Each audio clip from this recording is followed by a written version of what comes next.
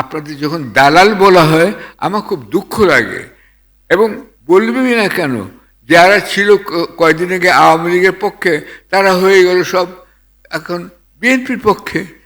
এটা একটা অদ্ভুত ব্যাপার নাকি? এটা ম্যাজিক। এই ম্যাজিকে কেন আপনার পাল্লায় পড়েছেন? এই ম্যাজিকে আপনি পড়বেন না। সুতরাং এতে আপনার সম্মান বাড়ছে না, কমছে।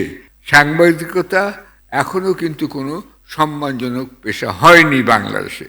অত্যন্ত দুঃখের সঙ্গে আমাকে বলতে বাধ্য হচ্ছি যে আমি যখন প্রথম দায়িত্ব শুরু করি তখন দুইজন এমপ্লয়ি যারা নিচ্ছিলেন তারা বাবারা বলেছিলেন সাংবাদিকতা ওরা তো সাংঘাতিক লোক, ছন্দ করেই বলতেন, এরা চাঁদাবাজি করে।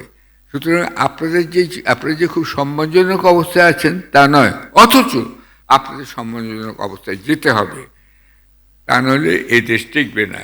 সেই জন্য আমি মনে করি এই সাংবাদিকতা পেশার উন্নতির জন্য একটা নিউজ পেপার স্ট্যান্ডার্ডস কমিটি করা উচিত, যেখানে বিবেচনা করা হবে যে বিভিন্ন পত্রিকার যেসব ছাপা হচ্ছে এগুলো স্ট্যান্ডার্ড ঠিক আছে কিনা, একটা স্ট্যান্ডার্ডে আনতে হবে সবগুলোকে।